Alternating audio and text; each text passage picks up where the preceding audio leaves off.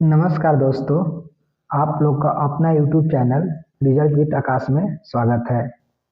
दोस्तों, आप लोग जानते हैं कि इस श्रृंखला में हम लोग कुछ क्वेश्चनों के माध्यम से परीक्षा में पेपर को हल करने सीखते हैं कि जैसे एग्जाम हॉल में हम बैठ जाएं तो जो पेपर हमारे सामने आए तो उसे हम कैसे सॉल्व करें। ठीक है, तो आइए उसी को हम लोग आगे बढ़ाते हुए कुछ क्वेश्चनों पर बात करते हैं। देखिए दोस्तों, यहाँ पर एक कोटेशन है। शिक्षा को अगर आपके जीवन में सर्वश्रेष्ठ स्थान मिल गया तो निश्चिंत रहिएगा, सफलता आपकी ही होगी।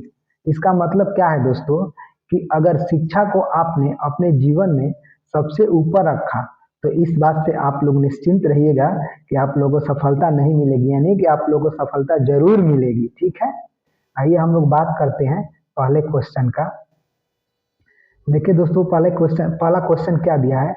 कह रहा है स्वतः यानी शुद्ध ह्यूरिस्को शब्द का अर्थ है। देखिए इसमें ऑप्शन पहला क्या दिया है, जानना। ऑप्शन बी दिया है विचार करना। ऑप्शन सी दिया है अधिगम टू लर्न। और ऑप्शन डी दिया है खोज करना यानी टू डिस्कवर। तो देखिए, एक हम लोग का मतलब एक विधि आती है, शिक्षण विधि, जिसका नाम होता है ह्यूरिस्टिक विधि। तो ह्यूरिस्टिक शब्द का अर्थ होता है खोज करना, यानी विद्यार्थी खोज के माध्यम से सीखता है। इसका मतलब हम लोग को ऑप्शन नंबर डी इसका क्या उत्तर हो जाएगा, टू डिस्कवर। ठीक है, यानी खोज करना। फिर आइए हम लोग आगे बात करते हैं। देखिए फिर हम लोग का अगला क्वेश्चन क्या है। अगला क्वेश्चन दिया है शिक्षार्थियों द्वारा लिखने पढ़ने में की गई त्रुटियों को समझा जाना चाहिए। कह रहा है कि जैसे कोई अगर मतलब कि शिक्षार्थी है या विद्यार्थी है, वो पढ़ने लिखने में गलती कर रहा है तो उसे क्या समझना चाहिए। ऑप्शन ए कह रहा है उनके सीखने में बाधा। ऑप्शन बी कह रहा है सीखने के लिए संकेत। और ऑप्शन सी कह रहा है भाषा सीखने में समस्या। और ऑप्शन डी कह रहा है त्रुटि सुधार के लिए संकेत। तो देखिए, कभी भी कोई भी शिक्षार्थी अगर कहीं गलती करता है तो उसे हम लोग को क्या मानना है कि वह सीखने की कोशिश कर रहा है या सीखने की संकेत की तरफ है। जैसे अगर गोला बना रहा है तो हम लोग को ये समझना चाहिए कि या तो कोई अंक बनाने सीख रहा है या वो क क बनाने सीख रहा है, मतलब कि कुछ भी सीख रहा है। तो वह क्या होगा, वह सीखने में क्या होगा, तो सीखने में संकेत होगा। इसका मतलब हम लोग का ऑप्शन नंबर बी क्या हो जाएगा, इसका उत्तर हो जाएगा। फिर आइए हम लोग आगे बात करते हैं। देखिए फिर आगे क्या दिया है, बहुभाषिकता है। ऑप्शन ए दिया है जितना संभव हो उतनी भाषाएं सीखना। ऑप्शन बी है केवल मातृभाषा या घर की भाषा सीखना। ऑप्शन सी है मातृभाषा या घर की भाषा से आरंभ करके विद्यालय में और भाषाएं जोड़ने की ओर बढ़ना। और ऑप्शन डी दिया है मातृभाषा से आरंभ करके अंग्रेजी माध्यम की ओर बढ़ना तथा हाई स्कूल में अन्य भाषा जोड़ना।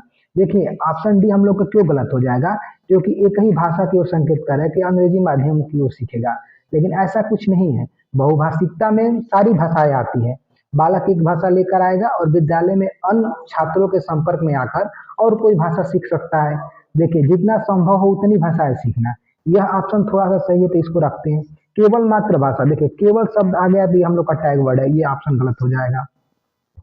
मातृभाषा और घर की भाषा से आरंभ करके विद्यालय में और भाषाएं जोड़ने की ओर बढ़ना। देखिए यह ऑप्शन ए की अपेक्षा मजबूत है, मतलब कि गौड़ है।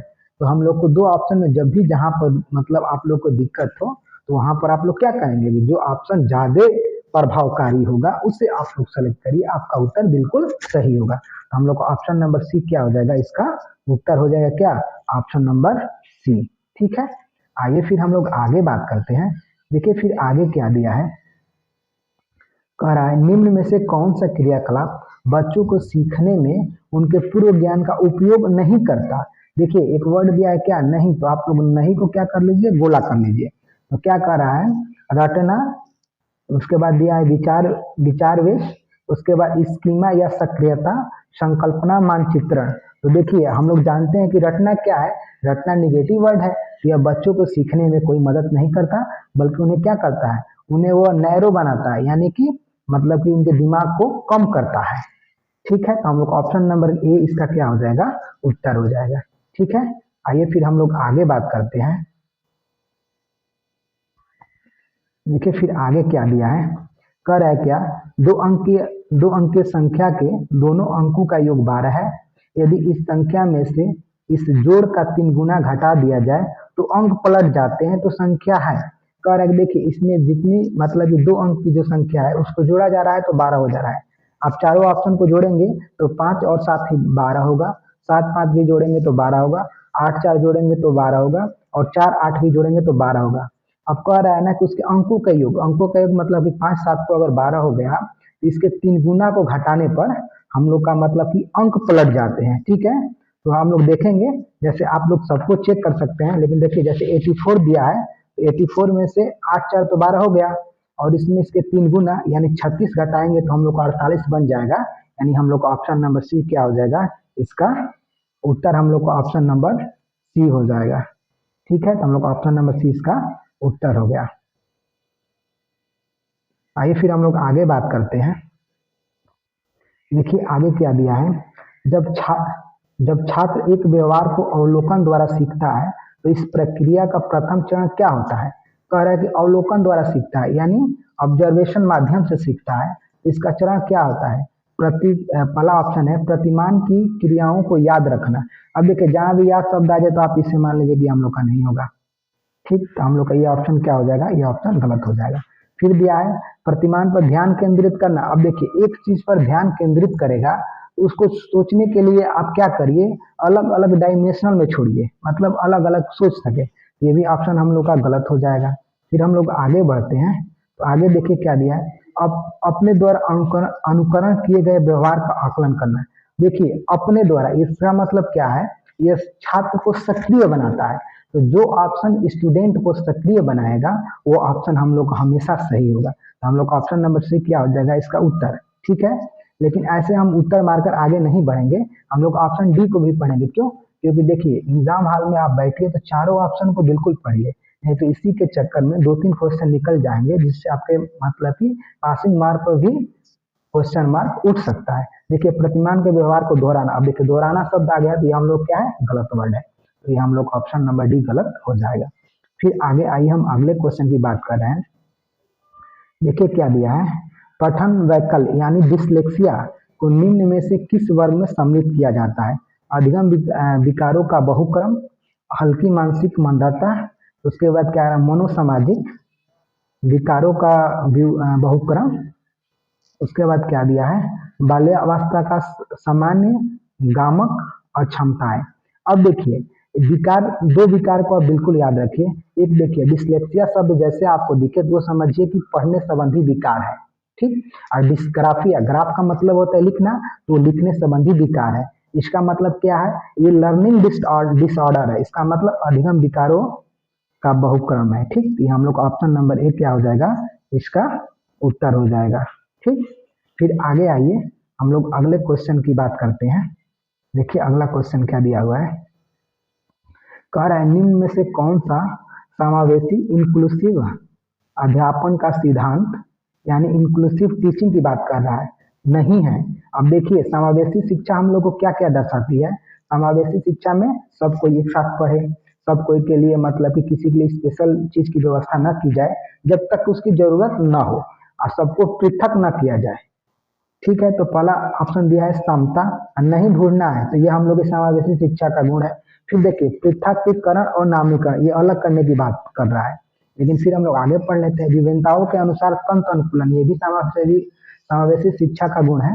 अब व्यक्तिगत विभिन्नताओं को अपनाना, ये भी समावेशी शिक्षा का गुण है।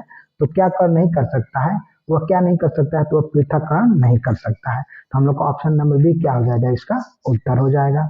फिर आइए हम लोग आगे बात करते हैं। देखिए हाँ दोस्तों, आप लोगों में से जिन्होंने अभी तक अपने YouTube चैनल रिजल्ट विद आकाश को सपोर्ट नहीं किया है तो आप लोग सपोर्ट कर दीजिए। और आप लोग का सपोर्ट क्या है, लाइक सब्सक्राइब और शेयर, ठीक है दोस्तों। आइए फिर हम लोग आगे कंटिन्यू करते हैं। देखिए आगे क्या दिया है, पैटर्न को पहचानना और उनका पूर्ण करना प्राथमिक स्तर पर गणित पाठ्यक्रम का एक अनिवार्य भाग है, ठीक। तो ये क्या है, कह रहा है छात्रों में सृजनात्मक और कला कौशल की विशेषता को विकसित करना, ठीक है। यह ऑप्शन हम लोग के ठीक है, इसको भी रोक के रखते हैं। अगर इससे बेहतर ऑप्शन नहीं मिलेगा तब इसे हम लोग ठीक करेंगे, ठीक। उसके बाद देखिए आगे क्या कर रहा है, आगे क्या कर रहा है, छात्रों को उच्च गणित में भाग लेने के लिए संकलन करने के लिए तैयार करना। अब देखिए गणित पढ़ाने का कभी भी उद्देश्य ये नहीं होगा कि वो केवल उच्च कक्षा में भाग ले, तो ये ऑप्शन हम लोग क्या हो जाएगा, गलत हो जाएगा। ठीक, फिर आगे बात करें, छात्रों को गणितीय पहेलियां हल करने में सहायता करना। अब देखिए, पढ़ाने का उद्देश्य ये नहीं है कि वो केवल पहेलियों को हल करे, तो ये भी गलत हो जाएगा हम लोग का। आगे फिर हम लोग बात करते हैं, चौथा ऑप्शन है, छात्रों में रचनात्मकता को प्रोत्साहित करना तथा संख्या और संक्रिया के गुणों को समझने में सहायता करना। अब देखिए, ऑप्शन हम लोग का जो डी दिया है और ऑप्शन बी दिया है, देखिए क्या करें। ए, छात्रों में सृजनात्मक और कला कौशल की विशेषता को विकसित करना। और इसमें क्या करना है, तो इसमें देखिए संख्या और संक्रिया के गुणों को, तो इसमें दो चीज को मतलब कि रोक दे रहा है, मतलब दो ही चीज पे क्या करे, वो संख्या को समझे संक्रिया को समझे। लेकिन ऐसा नहीं है, जब उसके अंदर सृजनात्मकता आएगी तो कला कौशल में कोई भी कला आएगी उसका विकास होगा। इसका मतलब हम लोग ऑप्शन नंबर ए इसका क्या हो जाएगा, ऑप्शन नंबर ए इसका उत्तर हो जाएगा। ठीक है, फिर हम लोग आगे बात करते हैं, एक प्रगतिशील स्कूल में दी गई शिक्षा बच्चों को क्या बनाती है। अब देखिए ऑप्शन नंबर क्या दिया है, सक्रिय अन्वेषक, फिर सक्रिय अनुयायी, फिर निष्क्रिय अनुयायी और निष्क्रिय अन्वेषक। अब बात बताइए, जब प्रगतिशील स्कूल होगा तो उसमें बच्चे क्या बनेंगे, एक्टिव एक्सप्लोरर बनेंगे, यानी सक्रिय अन्वेषक बनेंगे। तो हम लोग ऑप्शन नंबर एक क्या हो जाएगा, इसका उत्तर हो जाएगा। ठीक है, फिर आइए हम लोग आगे बात करते हैं। देखिए क्या दिया है, राष्ट्रीय पाठचर्या रूपरेखा 2005 के अनुसार मतलब एनसीएफ 2005 की बात कर रहा है, प्रायोगिक गणितीय अन्वेषण में सहायता कर सकती है और छात्र को संलग्न व्यस्त करने में सहायक हो सकती है। अतः कैलकुलेटर के प्रयोग की अनुमति विद्यालय की सभी परीक्षाओं में देनी चाहिए। उसके बाद ऑप्शन नंबर बी क्या दिया है, पेपर पेंसिल की कलन विधि को समाप्त कर देनी चाहिए। आप उसके बाद ऑप्शन नंबर सी क्या दिया है, तकनीकी का उपयोग गणित में अमूर्त अवधारणाओं के शिक्षण अधिगम को सुसाध्य बनाने के लिए किया जा सकता है। ठीक है, उसका नंबर ऑप्शन नंबर डी क्या दिया है, कक्षा में श्यामपट्टों को स्मार्ट बोर्ड में बदल देना चाहिए। अब देखिए एनसीएफ का मतलब अगर आप विकास करना चाहते हैं बच्चों के अंदर, तो ये श्यामपट्ट के बदलने से इसका कोई उद्देश्य नहीं है। तो ऑप्शन नंबर डी हम लोग क्या हो जाएगा, गलत हो जाएगा। फिर वैसे ही आगे बात करें, ऑप्शन नंबर देखिए एक क्या दिया है, कैलकुलेटर के प्रयोग से भी इसका कोई विशेष उद्देश्य नहीं है, तो ये भी हम लोग का गलत हो जाएगा। फिर हम बात करें आगे, देखिए पेपर पेंसिल, फिर ये भी पेपर पेंसिल तक ही सीमित कर दे रहा है। लेकिन ऑप्शन नंबर सी को आप आराम से पढ़िए तो देखिए क्या लिखा है, तकनीकी का उपयोग गणित में अमूर्त अवधारणाओं के शिक्षण अधिगम को सुसाध्य बनाने के लिए, यानी क्या कर रहा है, जो अमूर्त हम लोग का मतलब कि स्टडी है उसे बनाना। इसका मतलब ऑप्शन नंबर सी हम लोग क्या हो जाएगा, इसका उत्तर हो जाएगा। ठीक है, आइए फिर हम लोग आगे बात करते हैं। देखिए क्या दिया, प्राथमिक स्तर पर गणितीय पहेलियों को हल कराना सहायक होता है। ठीक, अब कह रहा है कि जैसे प्राथमिक स्तर पर गणित की पहेलियों को हल कराया जाता है, इसका उद्देश्य क्या होता है, कक्षा में प्रतिभाशाली छात्रों को पहचानने में। अब बताइए, केवल गणित की पहेलियां आप इसलिए हल थोड़ी नहीं कराएंगे कि प्रतिभाशाली मतलब कि जो प्रतिभाशाली छात्र है वो दिख जाए, ये हम लोग का ऑप्शन गलत हो जाएगा। ठीक, उसके बाद है छात्रों को मनोरंजित करने के लिए, अब मनोरंजन के लिए आप पहले हल कराएंगे, ऐसा कुछ नहीं है भाई, उसका तो कुछ तो उद्देश्य होगा ना। फिर हम आगे बात करते हैं, समस्या समाधान के कौशलों को प्रोत्साहित करने के लिए, और उसके बाद ऑप्शन डी दिया है, समस्या समाधान के कौशलों को स्मृति विलोप के लिए। अब देखिए, आप कभी ये थोड़ी नहीं चाहेंगे बच्चा जो सीखा है वो भूल जाएगा, ऑप्शन नंबर डी गलत हो जाएगा। इसका मतलब ऑप्शन नंबर सी हम लोग का सही हो जाएगा। ठीक है, आइए फिर हम लोग आगे बात करते हैं, जेंडर एक अवधारणा है, जेंडर इज अ कंसेप्ट। अब देखिए दोस्तों, यह क्वेश्चन हमेशा एक दो पेपर के बाद रिपीट करता है, इसे हम लोग को बिल्कुल याद करना चाहिए कि जेंडर एक सामाजिक अवधारणा है, मतलब यह समाज के लोग ने बनाया है। ठीक है, ऐसा कोई अवधारणा नहीं होता है जेंडर। ये देखिए, इस क्वेश्चन का सीधा सीधा संबंध किससे है, कि आप कहेंगे कि लड़कियां बाइक नहीं चला सकती है, केवल लड़के चलाएंगे, लड़कियां खाना बनाएगी, लड़के खाना नहीं बनाएंगे, तो उससे संबंधित है। इसका मतलब क्या है, तो यह एक सामाजिक अवधारणा है। इसका मतलब क्या, इसका मतलब कि ऑप्शन नंबर हम लोग का सी क्या हो जाएगा, इसका उत्तर हो जाएगा। फिर आइए हम लोग आगे बात करते हैं। आगे देखिए क्या कर रहा है, निम्नलिखित में से कौन सी योजनाएं समस्या समाधान के लिए प्रभावशाली है। अब देखिए, समस्या समाधान करने के लिए मतलब कि प्रॉब्लम सॉल्विंग के लिए सबसे अच्छा स्ट्रेटेजी क्या हो सकती है, आप बताइए। कलन विधि है, अन्वेषण है, या बिना बोझ के प्रति त्रुटि दोहराव है। उसके बाद बिना बोझ के प्रत्येक त्रुटि दोहराव है। अब देखिए, बिना बोध के, बोध लिखा है सॉरी, तो देखिए बोध का मतलब कि अब बिना बोध के, बिना ज्ञान के, अब दोहराव सब तो ऐसे निगेटिव है, हम लोग को ऑप्शन नंबर क्या, हम लोग को ऑप्शन नंबर 3 और 4 तो ऐसे गलत हो गया। अब बच्चा एक कलन विधि, एक अन्वेषण विधि। तो देखिए हम लोग का जो मतलब कि उत्तर बना है वो 1 2 में बना है, इसका मतलब 2 इसके सही है। कौन सा, एक कलन विधि भी हो सकता है, एक अन्वेषण विधि भी हो सकता है। मतलब इस समस्या समाधान में कलन विधि भी अच्छा कार्य करता है और अन्वेषण भी, अन्वेषण का मतलब कि खोज करना। इसका मतलब हम लोग का उत्तर ऑप्शन नंबर क्या हो जाएगा, बी हम लोग का उत्तर हो जाएगा। ठीक है, फिर आइए हम अगले क्वेश्चन की बात करते हैं। देखिए अगला क्वेश्चन क्या दिया है, ईवीएस का स्वरूप, ईवीएस का स्वरूप बाल केंद्रित है क्योंकि, अब बाल केंद्रित के अनुभव द्वारा सीखने पर केंद्रित होना, ठीक, ऑप्शन अच्छा है, इसको रखेंगे। ईवीएस एक प्रत्यय और विषयों का शिक्षण। उसके बाद देखिए ऑप्शन सी, विद्यार्थियों के व्यवहार में इच्छित बदलाव। ऑप्शन डी, विद्यार्थियों का सामाजिक भावनात्मक कौशल का विकास। अब देखिए ईवीएस का कोई ऐसा उद्देश्य नहीं है कि मतलब देखिए विद्यार्थियों के व्यवहार में इच्छित बदलाव, ये ऑप्शन हम लोग का बिल्कुल गलत है। ईवीएस में प्रत्यय और विषयों का शिक्षण, ये भी बिल्कुल गलत है। अब 2 ऑप्शन इसमें सही है, कौन कौन सा, एक तो ऑप्शन सी, विद्यार्थियों का सामाजिक भावनात्मक कौशल का विकास, ठीक। उसके बाद ये क्या करें, अनुभव द्वारा सीखने पर केंद्रित होना। अब देखिए जो ईवीएस का पाठ्यक्रम है यह बच्चों को अनुभव द्वारा सीखने पर करता है, क्यों, क्योंकि पर्यावरण शिक्षण का सबसे अच्छा विधि क्या है, भ्रमण विधि। अगर बालों को आप घुमाएंगे, जैसे मान लीजिए कि मेला के कुछ वस्तुओं को उसको जानकारी देना है, तो आप मेले का में लेकर जाएंगे तो उसको बहुत चीजों का नॉलेज होगा। इसका मतलब क्या हो जाएगा, इसका मतलब ऑप्शन नंबर ए हम लोग का उत्तर हो जाएगा। ठीक है, आइए फिर हम लोग आगे बात करते हैं। देखिए अगला क्वेश्चन क्या दिया है, मधुबनी चित्रकला बहुत पुरानी है। त्योहारों और खुशियों के अवसरों पर मधुबनी घरों के आंगनों और दीवारों पर मधुबनी चित्रकला के चित्र बनाए जाते हैं। मधुबनी भारत के एक राज्य का प्रसिद्ध जिला है जिसका नाम है। अब देखिए मधुबनी चित्रकला है, ये बिहार की चित्रकला, ये एक प्रकार की रंगोली है जो चावल को पीस कर मतलब कि कलर डालकर बनाया जाता है, कलर डालकर इसको बनाया जाता है। तो ये कहाँ का है, ये बिहार का है। ये सवाल है, जैसे कि ये इसका वीडियो आएगा उसमें आपको 15 नंबर के आसपास कवर कराया जाएगा। ठीक है, तो अगर आप इस वीडियो को देख लें तो उस वीडियो को जरूर देखिए एक बार, आपको ज्यादा चीजें उसमें से कवर होगी। ठीक, आइए फिर हम लोग बात करते हैं आगे। देखिए क्या कर रहा है, ले बायगोत्स्की द्वारा बच्चों के विकास का सिद्धांत किस पर आधारित है।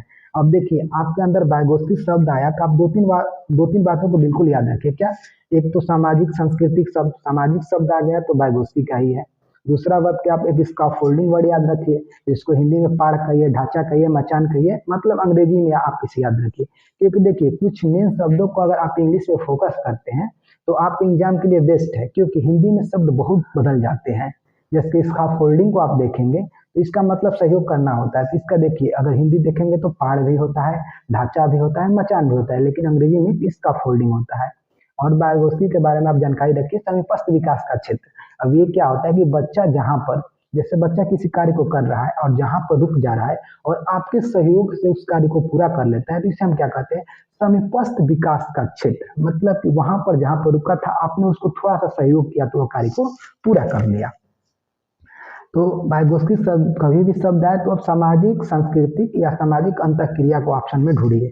तो देखिए क्या दिया है पहला ऑप्शन, परिपक्वता और सांस्कृतिक, भाषा और भौतिक जगत, भाषा और सांस्कृतिक, और भाषा और परिपक्वता। तो देखिए भाषा और ये सांस्कृतिक दिया है, ये हम लोग ऑप्शन नंबर क्या हो जाएगा, ऑप्शन नंबर सी इसका क्या हो जाएगा, ऑप्शन नंबर सी इसका उत्तर हो जाएगा। ठीक है, आइए फिर हम लोग आगे बात करते हैं। देखिए कह रहा है केचुआ को किसानों का मित्र माना जाता है, इसके लिए निम्नलिखित में से उचित कारणों को चुनिए। अब देखिए केचुआ को आप लोग देखे हैं, जमीन में रहते हैं, उसके बारे में जानकारी देखिए क्या करें। केचुआ जिस खेत में रहते हैं वहां की मृदा में छिद्र बनाकर उसे पोलिया नरम कर दे। बिल्कुल बात सही है कि केचुआ जहाँ पर रहेगा और मृदा में आराम से, मतलब मृदा में आराम से वह क्या करता है, मिट्टी को ही खाएगा, मतलब कहते भोजन के रूप में करता है और उसे मुलायम बनाता है। ठीक, केचुआ द्वारा बनाए गए छिद्रों से मृदा को हवा और पानी आसानी से प्राप्त होता है। हाँ ये बिल्कुल सही बात है, क्यों, क्योंकि छिद्र बनाएगा तो आराम से हवा और पानी उसको प्राप्त होगा। केचुआ खरपतवार को खाता है जिससे मुख्य फसल को सुरक्षा मिलती है, ये बिल्कुल गलत बात है। केचुआ किसको खाता है, तो मिट्टी को खाता है। उसके बाद देखिए केचुआ मृत पत्तियों और पौधों को खाते हैं, केचुए के मल मृदा से अधिक उपजाऊ बनते हैं। हाँ, मृत पत्तियों और पौधे को खाकर वो केचुआ क्या करता है, जैसे कि उसके जो मिट्टी होती है उसे मुलायम बनाता है, लेकिन उसे क्या करेगा, वो मुलायम बनाएगा। लेकिन ऑप्शन नंबर हम लोग का सी इसमें केवल गलत है। तो देखिए जिसमें सी ऑप्शन नहीं होगा वही हम लोग का ऑप्शन नंबर, मतलब वही हम लोग का उत्तर होगा। तो देखिए सी ऊपर वाले में भी है, बी में भी है, सी में भी है, इसका मतलब डी हम लोग का क्या हो जाएगा, हम लोग का डी इसका उत्तर हो जाएगा। ठीक है, फिर आइए हम लोग आगे बात करते हैं। विद्यालय शिक्षा में बहुभाषिकता एक योजना के रूप में मतलब कह रहा है कि जैसे विद्यालय में कोई शिक्षा है तो जो हम लोग की बहुभाषिकता है एक योजना के रूप में, तो इसका क्या अर्थ है? अब इसका अर्थ हम लोग समझते हैं। सभी बच्चे अपनी विद्यालय शिक्षा अपनी मातृभाषा यानी घर की भाषा में आरंभ करते हैं तथा जैसे जैसे प्रगति करते हैं उसमें और अधिक भाषाएं जोड़ते हैं। ये ऑप्शन सही है, इसको रोकेंगे मतलब ठीक ठाक है। सभी बच्चे निर्देशन के माध्यम के रूप में राज्य भाषा में सीखते हैं और अंग्रेजी और हिंदी सीखते हैं। ये देखिए, ये बिल्कुल गलत है। बहुभाषिकता का ये मतलब नहीं है कि आप किसी एक चीज को फोकस करें। ठीक, ये हम लोग का ऑप्शन क्या हो जाएगा, ये ऑप्शन हम लोग का गलत हो जाएगा। सभी बच्चे आधारभूत स्तर से अंग्रेजी राज्य भाषा तथा हिंदी सीखते हैं। ये भी बिल्कुल, बहुभाषिकता का मतलब हिंदी अंग्रेजी से नहीं है दोस्तों। बहुभाषिकता का मतलब है कि कोई भी भाषा हो सकती है अगर उससे बच्चा अपने स्कूल में लेकर आता है। मान लीजिए जैसे आप किसी स्कूल में अध्यापक के पद पर कार्यरत हैं या हो ही जाएंगे तो आप बहुभाषिकता वाले बच्चे आएंगे मतलब अलग अलग क्षेत्रों से आएंगे तो उसे आप एक संसाधन मानिए कि अगर जो अंग्रेजी वाला है शायद हिंदी वाले को कुछ ज्ञान दे दे, हिंदी वाला शायद अंग्रेजी वाले से कुछ ज्ञान ले ले। इसका मतलब क्या है कि दोनों ऑप्शन हम लोग का गलत है। उसके बाद कह रहा है प्राथमिक स्तर के माध्यम के रूप में मातृभाषा तथा उच्च प्राथमिक स्तर पर अंग्रेजी के रूप में। देखिए फिर यहाँ पर यह क्या कर रहा है कि ऑप्शन को नैरो बना रहा है यानी कि छोटा कर रहा है, ये गलत हो गए। इसका मतलब क्या, हम लोग को ऑप्शन नंबर केवल ए इसका उत्तर हो जाएगा। ठीक है, अच्छा फिर हम लोग आगे देखते हैं।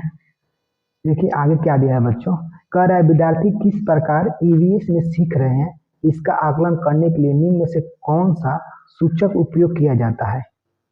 अब कह रहे विचार विमर्श, याद, प्रत्याहन। प्रत्याहन का मतलब क्या होता है, रिकॉल। ठीक है, फिर स्टेट बता देना, स्पष्ट करना। देखिए ये बिल्कुल सारे ऑप्शन इसमें आप देखेंगे तो निगेटिव है। याद करना भी निगेटिव है और रिकॉल करना भी निगेटिव है, स्पष्ट कर देना। वो अगर विचार विमर्श से सीखते हैं तो आकलन का यह एक बेस्ट मेथड हो सकता है। तो हम लोग ऑप्शन नंबर ए उत्तर हो जाएगा। दोस्तों आप लोगों में से जिन्होंने अभी तक अपने यूट्यूब चैनल को सपोर्ट नहीं किया है तो आप लोग सपोर्ट करिए। आप लोग का सपोर्ट जानते ही क्या है, लाइक करिए, सब्सक्राइब करिए और शेयर करिए। दोस्तों हम लोग का इस सेशन में इतने ही थे, इसके बाद हम लोग इससे और बेहतर और अच्छे अच्छे क्वेश्चनों को लाएंगे। हम लोग धीरे धीरे आगे बढ़ेंगे दोस्तों। मतलब एग्जाम आते आते हम सारे इम्पोर्टेंट जितने भी मतलब इम्पोर्टेंट क्वेश्चन है, ये इम्पोर्टेंट टॉपिक है, हम लोग सबको कवर करते हुए 110 प्लस की ओर आगे बढ़ेंगे। ठीक है दोस्तों, तो आप लोग इसे सपोर्ट करिए। हम लोग मिलेंगे और एक बेहतर क्लास के साथ, तब तक के लिए जय हिंद।